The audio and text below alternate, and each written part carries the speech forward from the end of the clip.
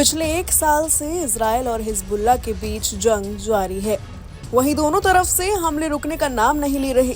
कभी इजराइल ने लेबनान पर घातक पेजर अटैक किया तो कभी हिजबुल्लाह ने इजराइल में सब धुआं कर दिया। इसी बीच लेबनान की कुछ तस्वीरें वायरल हो रही हैं, जिसमें देखा जा सकता है कि लेबनान में हमलों से तबाही जैसे हालात हैं।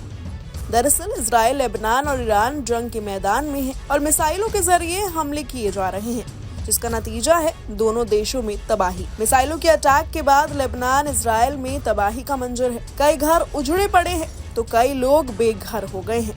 लेबनान में हालात ऐसे हैं कि लोग देश छोड़कर भागने लगे हैं। यहाँ तक कि खाने पीने का भी देश में संकट है और लोग दूसरे देश में शरण लेने का जुगाड़ लगा रहे हैं। आप इन तस्वीरों में देख सकते हैं कि किस तरह हर तरफ सन्नाटा फैला हुआ है और सिर्फ तबाही के निशान दिख रहे हैं। जहां एक तरफ इजराइल हिजबुल्लाह को खत्म करने की सनक में लगातार हमलावर है, वहीं ईरान इसका बदला मिसाइल अटैक से ले रहा है।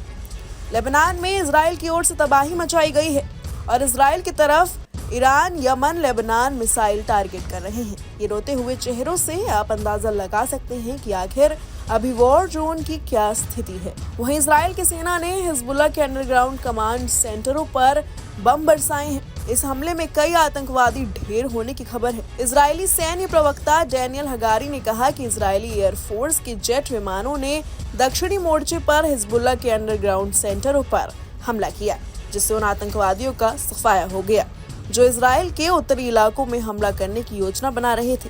हगारी ने कहा कि इजरायली रक्षा बल दक्षिणी लेबनान में जमीनी अभियान और हवाई हमले जारी रखेंगे। आतंकवादी संगठन हिजबुल्लाह को अधिक से अधिक नुकसान पहुंचाने के लिए और हमले किए जाएंगे। इन हमलों का मकसद उत्तर के निवासियों को सुरक्षित रूप से उनके घरों में वापस लाना है। इजराइल ने पिछले हफ्ते दक्षिणी लेबनान में जमीनी हमले भी शुरू किए थे, जो लगातार जारी हैं।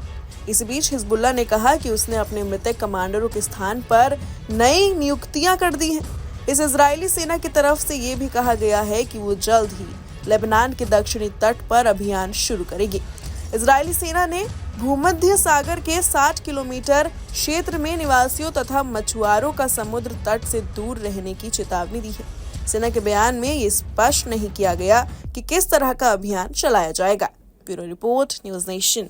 न्यूज नेशन अब व्हाट्सएप पर खबरों के ताजा अपडेट के लिए न्यूज नेशन के इस QR कोड को स्कैन करें।